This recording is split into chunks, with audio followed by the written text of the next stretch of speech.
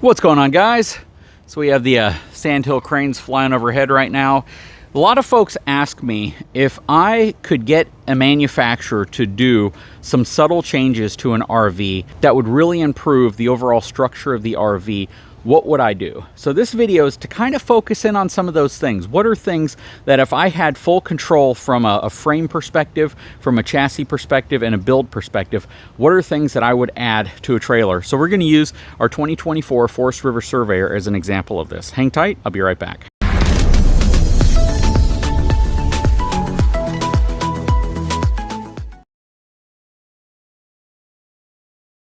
Okay, so I know a concern some folks have is what's called A-frame failure. A-frame failure is predominantly due to a couple different things. First of all, it's this front frame section that's in the shape of an A, and it generally fails when it does fail in this area right here. And there's a few reasons why it could fail. Now, it could fail because of the amount of weight in the RV that's pressing down on the material. Now, I'm not going to get into material thickness today because, quite frankly, there's so many RVs out on the road and such few of them actually experience A-frame failure that it would be dumb for me to say, you know, you need to go to a thicker material up here. But let's just assume that when A-frame failure occurs, it is because of the weight transferring to an A-frame that can't support that weight. So you can take that however you want to take it, whether you believe that the frame manufacturer needs to put thicker steel, that they need to get better steel, I don't know. But all I can tell you is if this frame didn't have a box on it, the frame would never fail, right? The frame could support hardly any weight if it's only supporting itself. When you add a box to it and you start adding weight, you start loading up your storage compartments, you start loading up your tanks, especially if they're in front of the axles, you have a lot of weight and leverage that transfers to this section of the frame. Another major reason of why an A-frame can fail is your weight distribution system. So if you have almost any type of weight distribution system that requires pressure to push down on this frame section right here in order to create an arching effect, that arching effect is your weight distribution. Think of a bow. Right, whenever you stretch it like this, more of the weight now is transferred to the back of the trailer or the front of the truck. Well, to do that, there's a lot of pressure that's being pushed down on brackets that are usually attached right here. Even the B&W Continuum hitch setup right here is still transferring a lot of that stress and tension across the front A-frame into the front frame section of the RV. So weight distribution in itself, especially if it's set up incorrectly or you have way too much of it, can add a lot of stress to the frame of an RV, which could potentially cause it to fail. Another reason why an A-frame could fail is rust. Basically rust buildup on the frame section itself, weakening it, causing it to fail, or even metal fatigue, essentially where the frame of the RV itself is fatigued over such a large period of time or a long period of time.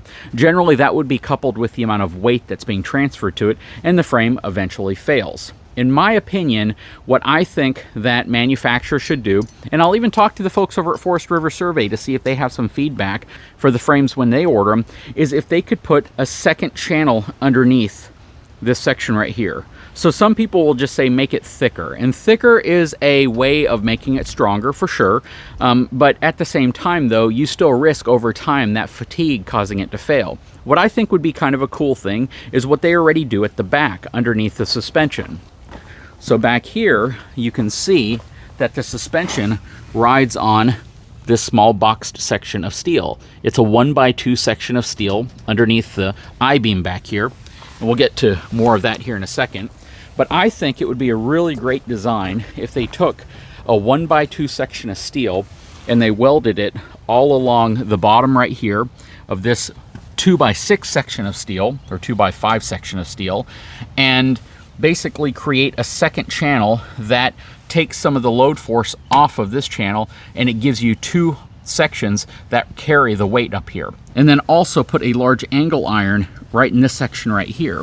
What that would do essentially is just reinforce this area, similar to how you see like a Ram 5500, 6500, Ford F550, F650, where they put additional frame steel and high stress points to prevent the frame from buckling. So I think that that would be a really, really good solution, and it would not add that much weight. It would add a bit, it would be marginal, and it really doesn't even need to be a piece that extends all the way up here. It could really only have to be from this section right here to where the A-frame mounts to the bottom of the I-beam right there. I think that would be a huge upgrade, and it's one that I'm going to see if the folks over at Forest River Surveyor will do even as a prototype, just to kind of see how it holds up. Number 2 is one that I've already made a lot of content on, and that is adding a suspension equalizer, greasable wet bolts, heavy-duty shackle straps to travel trailers. Most of your higher-end fifth wheels are going to have some type of upgraded suspension. Some of your higher-end travel trailers will have upgraded suspension, but it's a relatively inexpensive upgrade for a manufacturer, but it gives you a lot more structural support and towing confidence whenever you're going to be towing your RV down the road.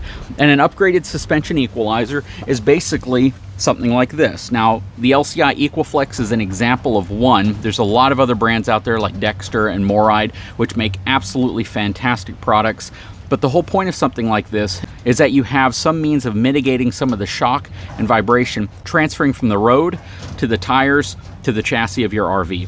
And the rubber bushings right there can help mitigate some of that shock, and it can really hold your RV together a little bit longer. So this is one of those areas that I really wish the manufacturers of travel trailers, especially lower cost travel trailers, would start doing. Because you get a lower cost travel trailer because you often can't afford a higher cost travel trailer. And if that's the case, let's at least make these lower cost travel trailers last as long as possible. Put upgraded suspension on them, and I think that they will. I think it will definitely help. But that also leads me to my next upgrade recommendation from a manufacturer perspective. Put balanced tires on. Now, RV manufacturers, for the most part, I actually don't know of any of them who actually balance their tires out. Why is that so important? I can actually give you all a real-world comparison of something that most people have experienced at some point in their driving life. If you have a tire that's out of balance, maybe it's slung a weight, maybe they didn't balance it properly, you feel that. You feel it in the vehicle. You can typically tell what tire it's coming from, and you can tell on the steering wheel that vibration that's going on.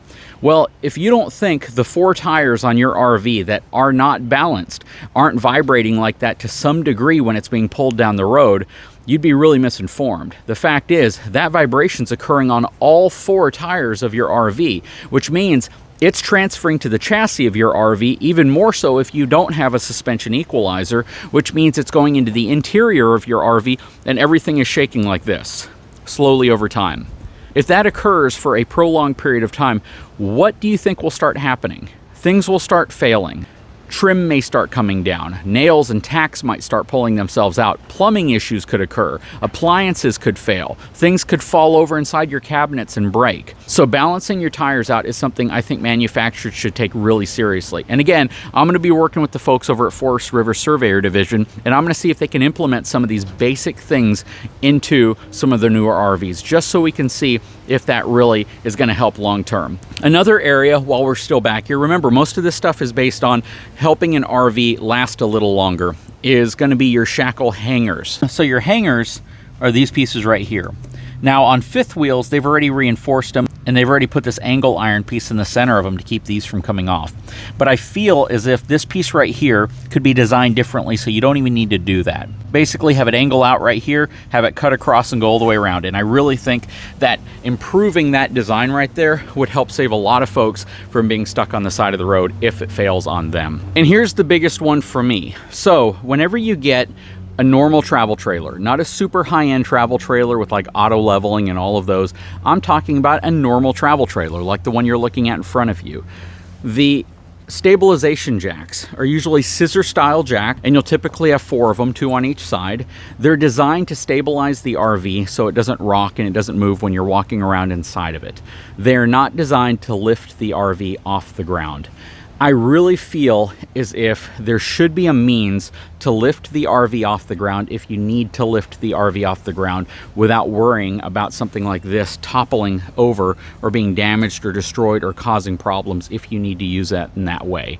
I do believe that a manufacturer should view something like this as a multi-purpose tool as opposed to just stabilizing the RV. I think they should also be capable of lifting the RV off the ground if you need to do some type of work on it, because right now now, even for me, someone who's lifted a lot of RVs off the ground, it stresses me out every single time I have to do it. And I would love for a system to be put in place that actually has the capability of lifting your tires off the ground without worrying about if you're going to damage the RV or if they're going to topple over and you're going to hurt yourself. This is a big one for me because, again, there's so many things that need to be done to RVs over their lifetime that require you taking the tires off, that require you inspecting components that the wheel has to be removed to inspect.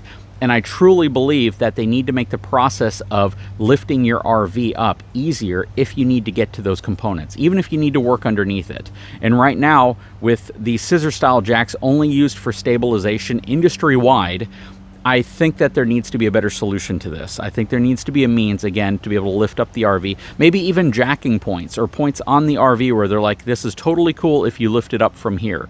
But right now, there's no set guidance on that. And you pretty much have to do it the way a dealership might do it in their service department or a way a manufacturer might hint at doing it. But again, there's no true guidance on how to lift your RV off the ground if you need to do work underneath it. I think that needs to be something that's fixed.